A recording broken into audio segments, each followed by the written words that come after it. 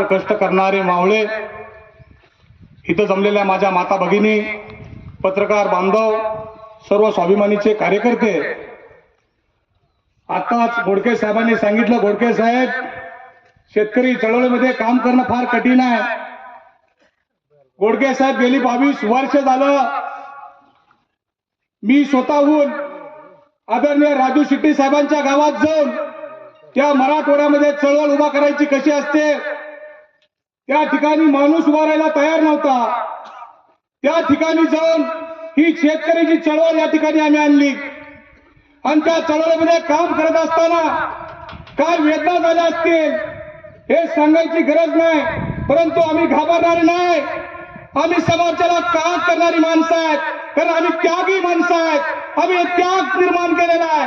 प्रचंड आज सर्वांना माहित आहे हा महाभारत भाजप पक्षात प्रत्येकावर येऊन चाललाय, पैशामध्ये झोका लागलाय, अनेकामध्ये झोका लागलाय, परंतु आम्ही आमची शानदार मावळे राजू शेट्टींचे मावळे म्हणून सांगायचा अभिमान आम्हाला वाटतो की आज हा माणूस शेतकऱ्यांसाठी लढायला तयार आहे.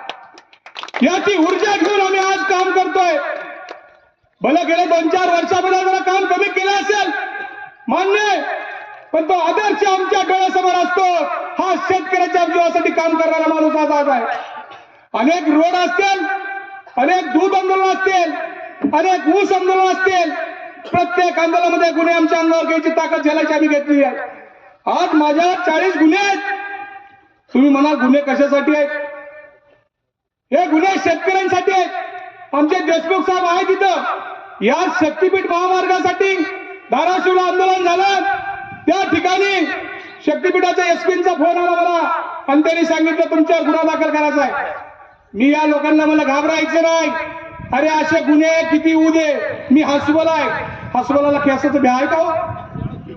त्याच पद्धतीने आपण अरे कुठले काले गुन्हे, आज आमची लाखो करोडची जमीन चालली, आमची जमीन आज इकडे चालली, आमची आई आज चालली, मग या गुन्ह्याचं काय करायचं? म्हणून गोडके साहेब घाबरायचं नाही. आज या ठिकाणी आमचे तालुकाध्यक्ष अभिषेक तळमळ, कापशेभाऊ रोज फोन करायचे, उद्या कार्यक्रम आहे. आज कापशेभाऊ, हनुमंतभाऊ कापशे, आपण भरपूर प्रेम करतो, आपण शेतकऱ्यांची एकत्र करायची भूमिका घेतो. आज त्यांच्या गुळ फॅक्टरी संदर्भात सुद्धा बरेचसे लोकांचे फोन आले की म्हणजे गुळ फॅक्टरीला भाव का देत नाही, पण शेतकरी एकत्र का येत नाही, हा सुद्धा मोठा प्रश्न आहे साहेब. आम्ही आंदोलन करतो, गुन्हे अंगावर घ्यायला तयार असतो, पण तुम्ही आज शेतकऱ्यांनी एकत्र यायला पाहिजे, ही भूमिका आपल्या शेतकऱ्यांमध्ये राहिली नाही बाबा. आम्ही म्हणतो ठेवी अनंत दैसे राहावे चित्ती असावे समाधान, घरी बसूनच आम्हाला भाव मिळावा, असं जमणार नाही साहेब. शेट्टी साहेब आज त्या ठिकाणी पायाच्या भिंगरी लावून फिरतात, तिकडला शेतकरी जागृत होते तेव्हा त्यांना 3500-3600 भाव मिळते उसाला. मग आमचे काय म्हणतात, घरी बसून मिळावं म्हणतात. कसं मिळेल? घरी बसून काय मिळणार नाही. तिथं संघर्षाची लढाई करावी लागेल, त्या लढाईत म्हणजे उतरावं लागेल, त्या टायमाला तुम्हाला उसाला भाव मिळेल. बऱ्याच लोकांना माहित आहे, तुम्ही भालगावच्या ऊस उत्पादक शेतकऱ्यांची 10-10 वर्षांची बिलं मिळवून द्यायचं काम कोण केलं असेल तर हे स्वाभिमानी शेतकरी संघटनेच्या माध्यमातून झालेल्या भावांना बोलण्यासारखं भरपूर आहे. पण तुम्हाला या निमित्तानं सांगतो, या शक्तीपीठ महामार्गासाठी ज्या ज्या वेळी आम्हाला कुठे वेळ लागेल त्या ठिकाणी पहिल्या गोळ्या खायचं काम सुद्धा आम्ही कार्यकर्ते करायला तयार आहेत. तर तुमचा कुठेही संघर्ष उभा राहू द्या, त्या ठिकाणी स्वाभिमानी शेतकरी संघटनेचा पाईप म्हणून आम्ही यायला तयार आहोत. आज रद्द झाला अशा बातम्या माध्यमाला यायला लागल्या, परंतु हे नाटक आहे की साहेब मला वाटायला लागलंय, कारण लोक शांत करायची एक भूमिका या सरकारची चालली आहे. हे काय रद्द करत नाही तुम्ही म्हणल्यासारखं, कारण मलिदा भरपूर खायचा आहे. आता भरपूर इलेक्शन येणार आहे, त्या टायमाला तुम्हाला मलिदा द्यायचा आहे, खायचा आहे, म्हणून हे बाबा असं नाटक लावलेलं आहे. शक्तीपीठ रद्द झालाय, हे रद्द करत नाही, तुम्हाला आम्हाला थंड करायची भूमिका करतात. पण साहेबांनी आदेश ज्या टायमाला दिला त्या टायमाला आपण घरातल्या मायवडील लेकरांनी सुद्धा या ठिकाणी आंदोलन उभं राहिलं पाहिजे. बघाच्या काकांनी सांगितलं मी महिला घेऊन येणार होतो, अहो प्रत्येक महिलांनी सुद्धा या ठिकाणी यायला पाहिजे होतं, कारण जमीन आपल्या सर्वांच्या घराच्या विचारासाठी आहे, मुलाबाळासाठी आहे. ती जमीन जर जात असेल तर आपले मुलाबाळ लेकरं बाळ सुद्धा या ठिकाणी आले पाहिजे होते आणि चांगल्या शक्तीनं आपण उभं राहून ह्या शक्तीपीठाला कडकडून विरोध केला पाहिजे. भावाचं तर जाऊ द्या, आपल्याला भावच घ्यायचं नाही, जमीनच द्यायची नाही, तर भावाचं काय करायचं आपल्याला?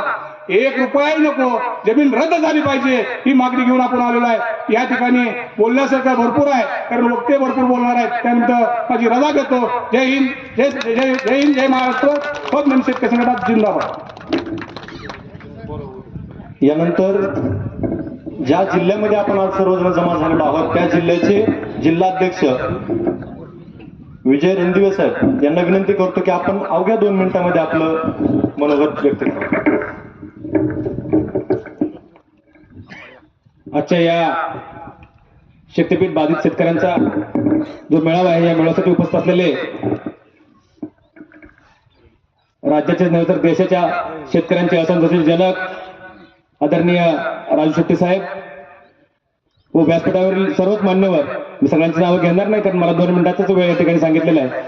तसेच या ठिकाणी संपूर्ण 12 जिल्ह्यातून आलेले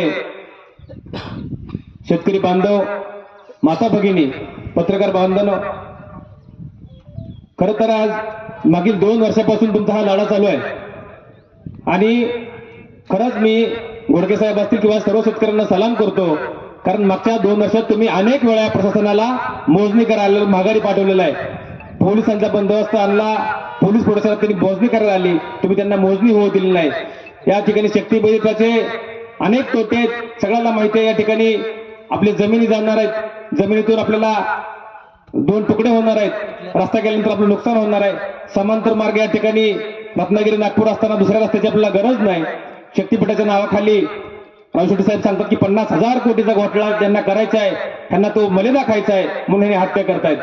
साहेब परवा मागच्या 8 दिवसापूर्वी आमच्या पंढरपूरला एक शक्तीपीठ मार्ग आमच्या गावातून घ्या म्हणून शेतकऱ्यांचा एक मेळावा झाला. खरं तर साहेब या ठिकाणी आलेला जो शेतकरी आहे ह्याच्या प्रत्येकाच्या शेतातून रस्ता जातोय म्हणून हा शेतकरी या ठिकाणी त्या मेळाव्याचे आपण जर व्हिडिओ बघितले असतील तर प्रत्यक्षात बाधित शेतकरी कोणी नाहीत.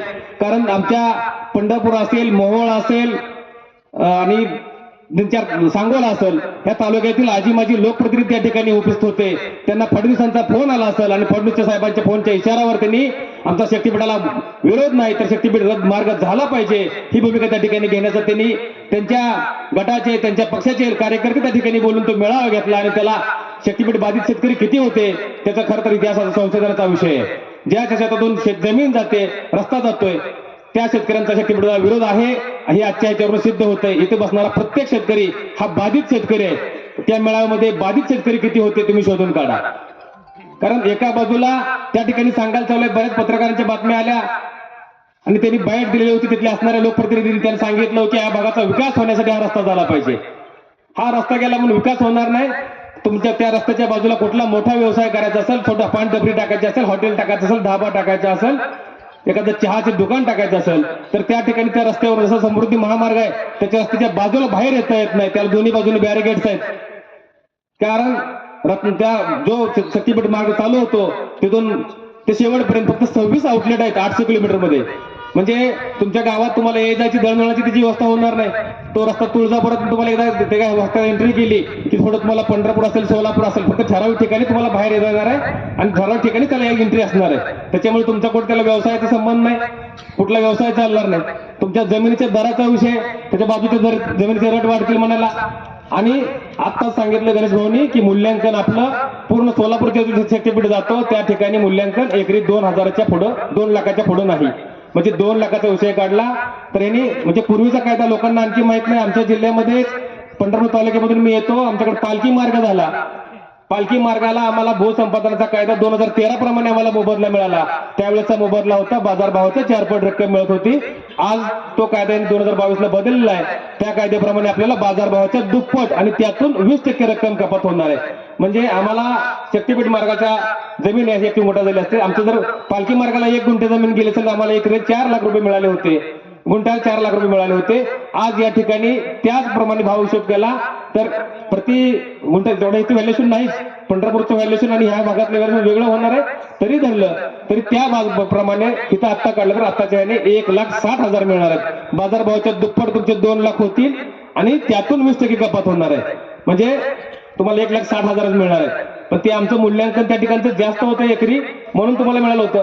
पण आत्ताच गणेश भाऊनी सांगितलं फक्त आंबे सोडलं तर बाकीच्या गावांचं मूल्यांकन 2 लाखापेक्षा कमी येणार आहे एकरी मूल्यांकन. त्यामुळे गुंठ्याला मिळणारी रक्कम अतिशय तुटपुंजी असेल. आपण आपल्या भागातला बाजारभाव आपण खरेदी विक्री व्यवहार करत असताना स्टॅम्प ड्युटी वाचवण्यासाठी किंवा आपण रक्कम कमी दाखवलेली असते त्याच्यामुळे त्याचं मूल्यांकन शासकीय कमी होतंय आणि त्याच्यामुळं जमिनी जाऊन पैसे मिळतील ही तुमचा गैरसमजच आहे. पैसेही मिळणार नाहीत, त्याच्या वाचून तुम्हाला कुठला व्यवसाय करता येणार नाही. त्याच्यामुळं जे लोकप्रतिनिधी त्या ठिकाणी उपस्थित होते, चालूचे विद्यमान आमदार असतील किंवा माजी आमदार त्या ठिकाणी उपस्थित असतील, त्यांना मी सांगतोय तुम्ही शेतकऱ्यांची दिशाभूल करू नका. तुम्हाला तुमच्या नेत्याच्या पुढे चाटुकरी करण्यासाठी तुम्ही शेतकऱ्यांची दिशाभूल करू नका. हा शक्तीपीठ मार्ग हा शेतकऱ्यांना उद्ध्वस्त करणारा शक्तीपीठ मार्ग आहे, गरज नसलेला शक्तीपीठ मार्ग आहे. खरंच तुम्हाला जर विकासच करायचा असेल, ती पोहरा देवी आहे गोव्याच्या जवळची, त्या मंदिराचा विकास करा. त्या ठिकाणी तुम्ही त्याला तीर्थक्षेत्राचा दर्जा द्या, त्याचं मंदिर करा. आपण बघितलंय मागच आमचे मोहोळचे वकील साहेब त्या ठिकाणी गेले होते, एका वडाच्या झाडाखाली ते देवीचं मंदिर आहे पत्र्याच्या शेडमध्ये. तुम्ही ते मंदिर सुद्धा नाही, तुम्ही त्याला शक्तीपीठ म्हणून सांगितलं जात आहे. आज आम्हाला शक्तीपीठ सगळे जोडणारा रस्ता नागपूर रत्नागिरीच्या माध्यमातून आम्हाला तुळजापूरहून पंढरपूरला जाण्यासाठी रस्ता आहे, पंढरपूरहून कोल्हापूरला जाण्यासाठी रस्ता आहे, म्हणजे महालक्ष्मीला जायला रस्ता आहे, ज्योतिबाला जायला रस्ता आहे, पंढरपूरला यायला रस्ता आहे, तुळजापूरला रस्ता आहे. त्याच्यामुळं आम्हाला इथून औंढा नागनचा जायला रस्ता आहे. त्याच्यामुळं आम्हाला रस्त्याची अवस्था सध्या नाही. आम्हाला गरज आहे आमच्या शेतमालाला हमी भाव मिळाला पाहिजे, त्याच्यावर तुम्ही बोला. आमचा विकास, आमच्या मुलांना चांगलं शिक्षण मिळालं पाहिजे, शेतकऱ्यांच्या मुलाला, त्याच्यावर तुम्ही बोला. आमच्या भागातला विकास झाला पाहिजे. आज रुईसारखं हे गाव आपण बघितलं, इथं स्थानिकचं आसपास बघितलं, त्या ठिकाणी कीटपाखरू दिसत नाही. ह्या भागात तुम्ही सिंचनाची व्यवस्था करायला पाहिजे, तिथे पाणी नाही. तुम्ही नागोबापासून बघितलं, त्याच्या पलीकडला भाग बघितला, हा सिंचनापासून वंचित राहिलेला भाग आहे. त्याच्यासाठी तुम्ही खर्च करा. 1,00,000 कोटी रुपये हा खर्च करणार आहे. या शेतकऱ्याच्या बाजू 12 जिल्ह्यामध्ये जर तुम्ही सिंचनासाठी खर्च केला तर या शेतकऱ्यांचं आयुष्याचं कल्याण होईल. त्यामुळे मी जास्त बोलणार नाही, पण तुम्हाला विनंती करतोय साहेब, हा गरज नसलेला शक्तीपीठ मार्ग रद्द करा. भावानो, आपण एकत्रित आलात, संघटित झालोय. मागील 2 वर्षापासून आपण मोजणी गावातून माघारी पाठवून दिली, शक्तीपीठ होणार नाही. त्यांनी एक आपल्याला दिशाभूल करण्यासाठी शक्तीपीठ मार्गाच्या आम्ही मार्गात बदल करतोय, बदल केला म्हणून सांगितलं आणि दुसऱ्या शेतकऱ्यांना आशा दाखवलेले आहे. पण त्याच शेतकऱ्यांना मी सांगतोय, तुम्ही सुद्धा तुमच्या भागातून शक्तीपीठ कुठूनच शक्तीपीठ मार्ग रद्द झाला नाही पाहिजे. जिथं होईल तिथं रद्द करा, लढा द्या. कारण या वर्षी साहेब सांगतो, म्हणजे हा विषय शक्तीपीठ मिळावा या ठिकाणी साहेब तुम्हाला सांगायचं आहे. मी सोलापूर जिल्ह्यातील ऊस दरासाठी प्रत्येक कारखान्यावर साहेब 2 महिन्यापूर्वी साहेब आम्हाला आले आणि सांगितलं, साहेब या वर्षी सोलापूर जिल्ह्यात उसाला दर चांगला मिळाला पाहिजे, कोल्हापूर सारखा दर मिळाला पाहिजे. आणि 1 महिन्यापूर्वी कलेक्टर ऑफिसमध्ये कारखानदारांची बैठक झाली. त्या ठिकाणी कारखानदार 2500 रुपये दर द्यायची मानसिकता दिसली. त्यानंतर आम्ही सोलापूर जिल्ह्यामध्ये लढा उभा केला आणि आज सोलापूर जिल्ह्यामध्ये 3,000 रुपये दर मिळवून घेतलेला आहे. म्हणजे शेतकरी संघटित झाला, आपण लढा उभा केला तर त्याला यश येतंय. आज सोलापूर भागातील कारखानदारांनी 2500 रुपये दर देणार होते, ते 2800 पर्यंत आले. पंढरपूर भागातले कारखाने होते 2800 होते, 3000 होते, 3000 वर आलेले आहेत. म्हणजे सरासरी सोलापूर जिल्ह्यात या आंदोलनामुळे आमच्या 200 रुपये प्रति भाव वाढलेला आहे. आज सोलापूर जिल्ह्याचा विचार केला साहेब तर कमीत कमी 500 कोटी रुपये हे एका महिन्यातल्या आंदोलनाकडे वाढून मिळालेले आहेत. आणि तुम्ही सर्व केलेल्या आंदोलनामुळे आज मुख्यमंत्र्यांना दखल घ्यावी लागली, मार्गात बदल करावा लागलाय. आणि आपला हा लढा असंच चालू ठेवून एक दिवस मुख्यमंत्री जसं पूर्वी सांगितलं होतं शक्तीपीठ मार्गाला स्थगित दिली 2019-24च्या निवडणुकीच्या अगोदर, तसंच थोड्या दिवसामध्ये आपला विरोध दाखवला. आपण सगळ्यांनी लढा उभा करतोय, तो लढा सातत्याने पुढे चालू ठेवला तर नक्कीच या मुख्यमंत्र्यांना घोषणा करावं लागेल, आम्ही शक्तीपीठ मार्ग रद्द करतोय आणि तो झाल्याशिवाय राहणार नाही, हा मला विश्वास आहे. या ठिकाणी सर्व शक्तिमान तुमच्या या आंदोलनाला आपल्या सगळ्यांना शुभेच्छा. आपण 100% लढूया, एकत्रपणे हा शक्तीपीठ मार्ग रद्द करूया, एवढंच या ठिकाणी आशा बाळगतो आणि या ठिकाणी थांबतो. एकच जिद्द. जय हिंद, जय स्वाभिमानी. धन्यवाद. धन्यवाद साहेब. आपल्या 10 जिल्ह्यातून जे शक्तीपीठ महामार्ग बाधित शेतकरी आणि प्रतिनिधी आलेले आहेत त्यांना यायला थोडासा वेळ लागला. त्या अगोदरच आपण या कार्यक्रमाला सुरुवात केली. तर मला सर्व आपल्या शेतकरी बांधवांना सांगायचे, भगिनींना सांगायचे की आजच्या या कार्यक्रमाचे अध्यक्ष गिरीशजी फोंडे साहेब आहेत, जे कोल्हापूरहून आलेले आहेत आपल्या सर्वांसाठी. तर त्यांनी या लढ्यामध्ये सक्रियपणे सहभाग घेतलेला आहे. त्या या कृती समितीचे एक प्रमुख समन्वयक आहेत, है ना. त्यांनी त्यांचं पूर्ण योगदान दिलेलं आहे याच्यामध्ये. त्यांच्या बाबतीत सांगायचं झालं तर त्यांनी सरकारच्या विरोधामध्ये जे शक्तीपीठ महामार्गाच्या आंदोलनामध्ये योगदान दिलंय त्याचं फळ त्यांना काय मिळालंय, त्यांच्या शासकीय नोकरीला त्यांना हात धुवून बाजूला निघावं लागलेलं आहे. सरकारी नोकरी सोडणं एवढं सोपं नाही. सरकारनं त्यांना त्या पदावरून बाजूला केलंय.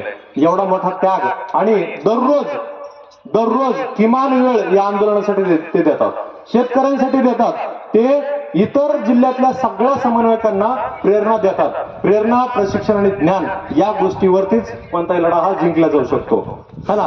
तर त्यांना प्रेरणा आपले सर्वांचे नेते राजू शेट्टी साहेबांचा आहे. तर आजच्या या मेळाव्यासाठी प्रमुख पाहुणे म्हणून राजू शेट्टी साहेबांना आपण या कार्यक्रमासाठी आमंत्रित केलेलं आहे, तर त्यांचं आपण शेवटी भाषण ऐकणारच आहोत.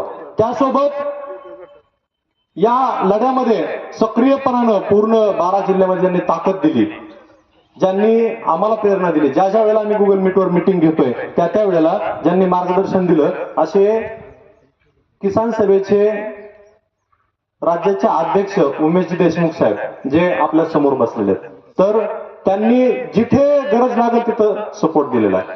त्यानंतर किसान सभेचे जे राज्याचे उपाध्यक्ष आहेत ऍडव्होकेट अजय बुरांडे साहेब, मराठवाड्यामध्ये त्यांच्या मार्गदर्शनानं लढ्याला सुरुवात झालेली आहे, ते आपल्या या मंचावरती उपस्थित आहेत. स्वाभिमानी संघटनेचे दोन्ही जिल्हाध्यक्ष आहेत. त्यासोबतच सांगलीमध्ये ज्या नेतृत्वाचा उदय झाला ते भाई दिगंबर कांबळे साहेब, ज्यांना बऱ्यापैकी सगळे बाधित शेतकरी ओळखतात, त्यांच्यासोबत आलेले सर्व त्यांचे सहकारी. त्यानंतर या कृती समितीचे परभणीमधनं जे दुसऱ्यांदा बाधित होत आहेत ते गोविंदराव घाटोळ साहेब, ज्यांची अगोदर जालना नांदेड समृद्धी महामार्गामध्ये जमीन गेली आणि आता परत 20-22 एकर त्यांच्या कुटुंबातली जमीन शक्तीपीठ महामार्गामध्ये जाते. मला नाही वाटत कोणत्या कुटुंबातली एवढी एकदम जमीन जात असेल, ते तिथून जागेवर उठायला लागले. म्हणजे एवढी मोठ्या आकड्यातली जमीन त्यांची जाते. त्यांच्यासारखे अनेक शेतकरी असतील, पण सक्रियपणाने लढणारे ते समोर आहेत. आम्ही लातूर जिल्ह्यातनं येतो. माझा परिचय इकडच्या भागातल्या लोकांना, काही लोकांना नसेलही, तर मॅक्झिमम शेतकरी मला ओळखतात. माझं नाव आहे गजेंद्र येळकर. ग्रुपवरती तुम्ही बऱ्याचशा पोस्ट बघत असाल. त्यानंतर आमच्या लातूरून आप्पा मुंडे साहेब आलेले आहेत, ज्यांनी आमच्या इथल्या स्थानिक नेतृत्वांना चॅलेंज दिलेलं आहे. त्यांच्याच गावचे मनोहर बापू कराड आहेत, है ना. ते काय करतात, हा चला कोण येते, काय तुम्हाला कमी पडतंय, आम्ही तुमच्या पाठीशी उभे, लढत राहा फक्त, अशी प्रेरणा त्यांच्याकडे मिळत राहते आम्हाला. त्यासोबतच नांदेडवरनं सतीश कुलकर्णी साहेब आहेत, मोरला साहेब आहेत, आणखी प्रत्येक जिल्ह्यातनं जे जे काही सगळे समन्वयक आहेत ते सर्वजण आहेत. माफी असावी त्यांचं कोणाचं नाव घ्यायचं ते विसरून राहिलेलं आहे. तर याच्यामध्ये अजून एक काही विशेष बाबी मला सांगायच्या थोड्याशा या आंदोलनाच्या बाबतीतल्या, ज्यांना आडवी रेग ओढता येत नाही, हा ना. प्रत्येक कोणती गोष्ट करण्यासाठी शिक्षण लागतं म्हणतात. ज्यांना आडवी रेग ओढता येत नाही अशा माणसांनी काल इतिहास घडून दाखवलाय. त्यापैकी आमचे परभणीचे विठ्ठलराव गरुड मामा, त्यांनी उठून उभं राहायचे 1 मिनिटासाठी. साहेब, कालचा किस्सा आहे. काल एकटा व्यक्ती मुख्यमंत्र्याला नडलाय. काल एकटा व्यक्ती मुख्यमंत्र्याला नडलाय. त्यांनी घोषणा केली होती की मुख्यमंत्र्याचा ताफा अडवणार. त्यांना संधी दिली. मुख्यमंत्र्याच्या डोळ्यात डोळे घालून एक वाघ जसा बोलतो असं त्यांनी ठणकावून सांगितलं की शक्तीपीठ महामार्ग रद्दच झाला पाहिजे, नाहीतर परिणाम ह्याचे वाईट होतील, है ना. अशा गोष्टी बोलून येणारे आपले ज्यांना शिक्षण कमी आहे असे शेतकरी आहेत. मग असे जर आपल्यामधनं प्रत्येक जिल्ह्यात 10-5 तयार झाले तर अधिकाऱ्यांची हिंमत होणार नाही आपल्या शेतावरची पाऊल टाकण्याची. तर यानंतर आपण मुख्य कार्यक्रमाकडे जाऊ. प्रत्येकाला काय म्हणू आपण, प्रत्येक जण लांबून आलेला आहे. इथं गणेश भवानी सर्व कृती समितीच्या वतीनं जेवणाची व्यवस्थित सोय केलेली आहे, पाण्याची सोय व्यवस्थित केलेली आहे, सगळं काही व्यवस्थित होणार आहे. फक्त आपण तास ते 1.5 तासामध्ये आपला मनोगताचा कार्यक्रम संपवणार आहोत. तर या कृती समितीचे या बार्शी तालुक्यातील रवी पाटील साहेब यांना विनंती करतो, विजय पाटील साहेब यांना विनंती करतो, त्यांचंच नाव रविराज पाटील आहे, तर त्यांना विनंती करतो की आपलं मनोगत व्यक्त करावं आणि तुमच्या या तालुक्यामध्ये सर्व बाधित शेतकरी आलेले आहेत त्यांचं स्वागत करावं, मान्यवरांचं स्वागत करावं.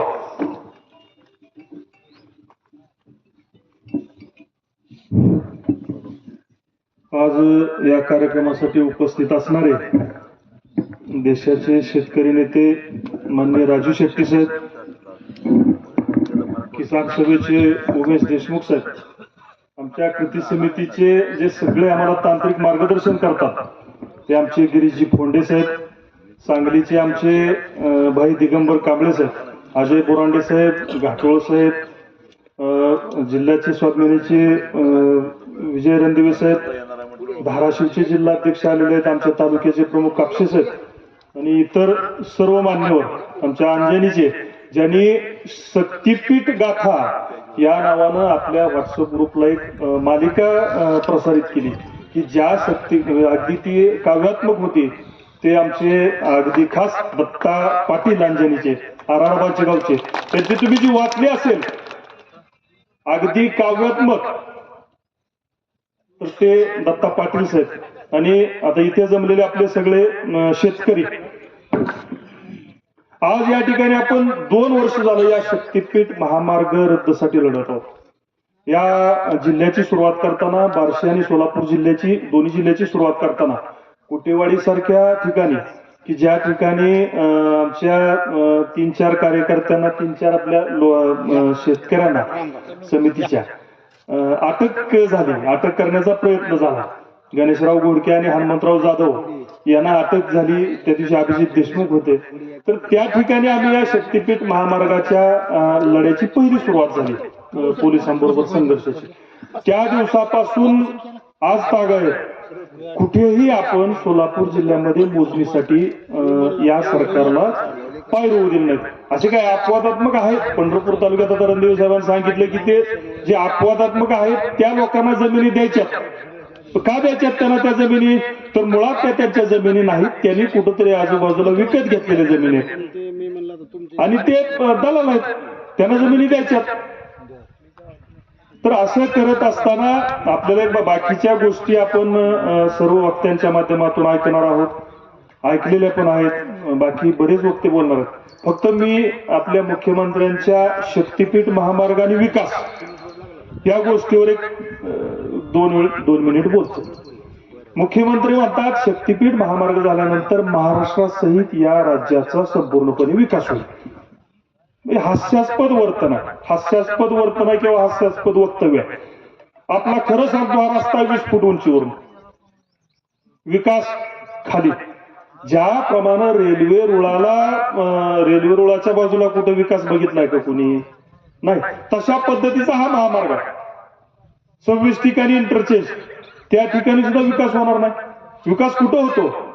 मुंबई बेंगलोर 6 पदरी रस्ता आहे, त्या ठिकाणी विकास होईल. किंवा असं बोललं तर एक समजू शकतो शेतकरी किंवा समाज समजू शकतो किंवा करदाता समजू शकतो की तसा विकास होईल. धुळे सोलापूर असेल, पुणे सोलापूर असेल, किंवा मागाशीच यांनी सांगितलं की पंढरपूर फलटण हा पालखी मार्ग आहे. अशा ठिकाणी हे जे रस्ते खालून आहेत, जमिनीच्या लेवलवरून आहेत, अशा रस्त्याला विकास होईल असं म्हणणं आणि ते आपण ऐकणं किंवा त्याला कुठंतरी दाद देणं किंवा त्यांचे जे काय म्हणतो आपण भक्त आहेत, भक्तगणांनी त्यांना दाद देणं हे थोडस योग्य आहे. पण शक्तीपीठ महामार्गाच्या माध्यमातून विकास होईल हे अगदी मुख्यमंत्र्यांचं वक्तव्य पूर्णपणे हास्यास्पद आहे. का होणार नाही? रस्ता 20 फूट उंचीवर नाही, साधे आपल्याला चहाची टपरी टाकता येत नाही. तिथं होणारा पेट्रोल पंप हा धनधानग्याचा असणार आहे, त्याला कुठल्याही प्रकारची एमआयडीसी नाही. तिथं जरी एमआयडीसी झालीच तर ती त्या पटीच्या मोठ्या लोकांची आहे, अदानी सारख्या लोकांची आहे. या रस्त्याच्या माध्यमातून या अदानी सारख्या लोकांचा विकास होणार आहे, त्यांच्या सिमेंटच्या कंपन्या जगणार आहेत. आणि आपल्या जमिनीचा मोबदला जर बघितलं तर रेडी रेकनरच्या 4 पट. साधा बिस्किटचा पुडा घ्यायला गेलं तर त्याची किंमत विचारल्याशिवाय आपल्याला दुकानदार देत नाही. मक्याचं कणीस घ्यायला गेलं समजा तिथं बसलेला असेल तर ते मिळत नाही. कुरकुऱ्याचा पुडा मिळत नाही फुकटमध्ये. 5 रुपये म्हणणार त्याची किंमत, तुमची जमीन सरकार फुकटमध्ये लुबाडायला निघाले. आपण कसे गप्प बसणार? का गप्प बसतोय आपण? आणि या सरकारची एक खासियत आहे, नाव घेऊन बोलत नाही पण चालूच्या 15 वर्षाच्या कारकिर्दीचा अनुभव घेता या सरकारची खासियत आहे, हे सरकार फक्त जमीन चोरीसाठी नंबर 1 जमीन चोरीला. गुजरातमध्ये 60-70% जमीन त्यांची एमआयडीसीत गेली. त्यांनी आता मोर्चा वळवलाय. सह्याद्री पर्वतरांगामध्ये मी अभ्यास केला असता लक्षात आलं की सह्याद्री पर्वतरांगामध्ये जवळजवळ 40 ते 50% जमिनी ह्या गुजराती धनदांडग्या लोकांनी काबीज केलेल्या आहेत. त्या जमिनी घेतात, त्याच जमिनी बँकेला तारण देतात, नंतर त्याच तारण आलेल्या पैशावर त्याच कर्जावर परत जमिनी घेतात. म्हणजे आतापर्यंत बघितलं होतं, आता मी व्यापारी आहे पण आतापर्यंत बघितलं होतं की माल घ्यायचा, त्या मालावर पैसे मिळवायचे, पण आता ते होलसेल निघालंय. सगळं 70,000 कोटीचा माफ होतो, सगळं माफ होतंय. आता होलसेल निघालंय. आता तुमच्या मालावर सुद्धा यांचं भागणार. आता अख्ख्या जमिनी ताब्यात घेऊन, अगदी जमिनी ताब्यात घेऊन हे अन्न आणि पाणी यांना आपल्या ताब्यात ठेवायचं की जेणेकरून हा समाज आपल्या ताब्यात राहायला पाहिजे. अशा प्रकारची मानसिकता हे आपल्या लक्षात येत नाही. एक सुप्त मानसिकता आहे आणि ही आपल्या देशावर राज्य करते आणि परिणामी हा फक्त महाराष्ट्र लढवाय म्हणून हे थोडस आपल्याला ताब्यात ठेवताना नाही तर भयानक परिस्थिती झाली. तर एवढंच बोलतो, काय शेतकऱ्यांनी संघर्ष करा, या मानसिकतेला आपल्या राज्यामध्ये थारा देऊ नका, एवढी हात जोडून विनंती करतो आणि 2 शब्द संपवतो. जय हिंद, जय महाराष्ट्र.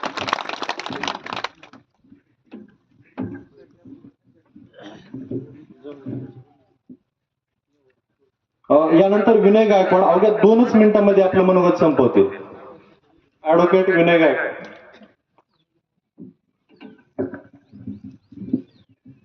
या शक्तीपीठ महामार्ग विरोधी कृती समितीच्या अधिवेशनानिमित्त आपण जमलेले सर्व शेतकरी व आपल्याला मार्गदर्शन करण्यासाठी व या आपल्या लढ्याला ताकद आणि दिशा देण्यासाठी इथं जमलेले मंचावरील सर्व मान्यवर आणि आपण सर्व शेतकरी बांधव, हा आज या ठिकाणी मराठवाड्यातून वेगवेगळ्या ठिकाणावरून सर्व शेतकरी इथं आलेले आहेत.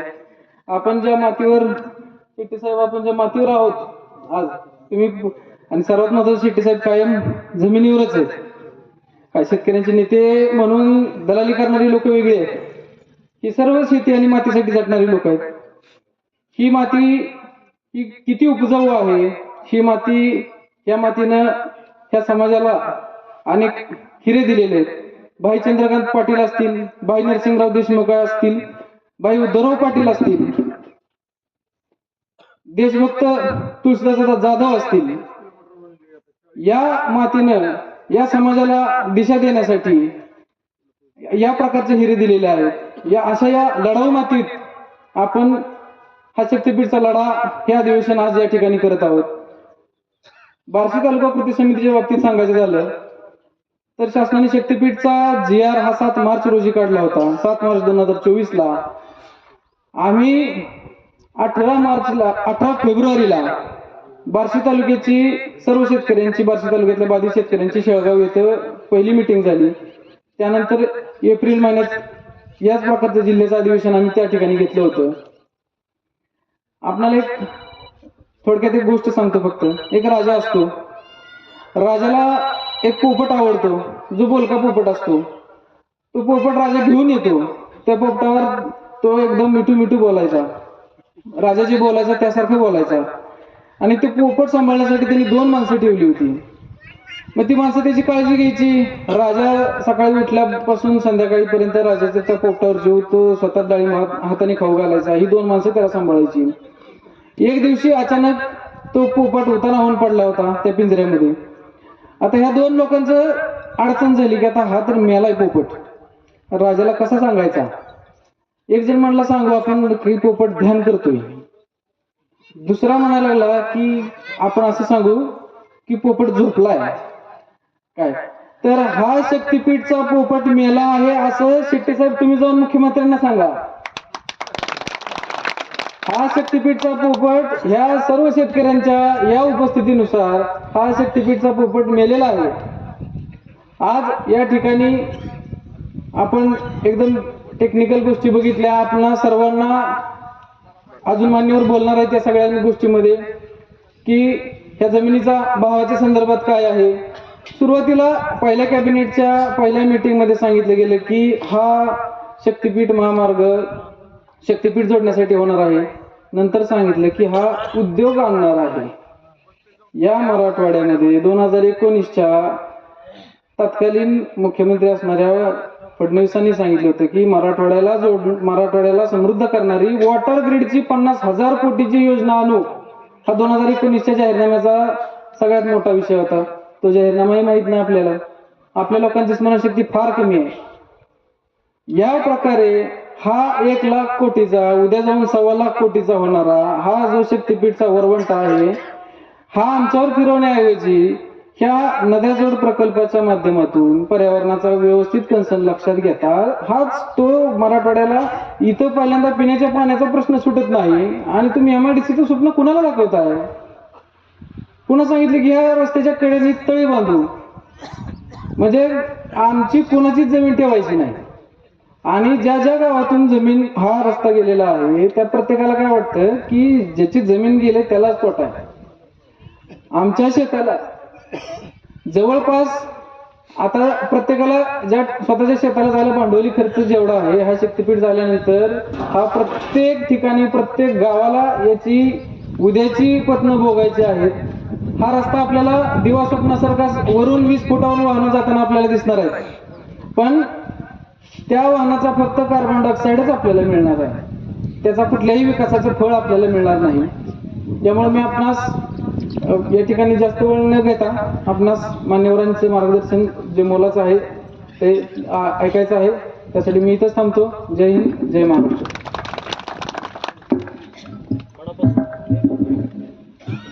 धन्यवाद, मनापासून धन्यवाद. आता या मेळाव्यासाठी आपल्या या भागातील स्थानिक पत्रकार जे आलेले आहेत त्यांचं मनापासून या कृती समितीच्या माध्यमातून खूप खूप स्वागत. त्यानंतर लातूरहून आमचे मित्र आलेले आहेत, रेणा कारखान्याचे संचालक बालाजी हाके पाटील, त्यांचे मनापासून स्वागत. मला या मेळाव्याच्या निमित्तानं एक 2-4 गोष्टी फक्त महत्वाच्या सांगायच्या. तर साहेब यांनी डीपीआर सध्या प्रकाशित केलेला आहे. अनेक ग्रामपंचायतींना शासनाच्या माध्यमातून डीपीआर दिलाय. डीपीआर म्हणजे काय तर डिटेल प्रोजेक्ट रिपोर्ट या शक्तीपीठ महामार्गाचा. त्याच्यामध्ये जर बघितलं तर छोटे पूल, मोठे पूल याची संख्या खूप मर्यादित आहे. मग हा जर डीपीआर आपण चांगल्या माणसानं बघितला तर हा पूर्णपणे मोगम बनवलेला आहे. हा त्या भागामध्ये खूप मोठं संकट उभा करणारा हा डीपीआर आहे.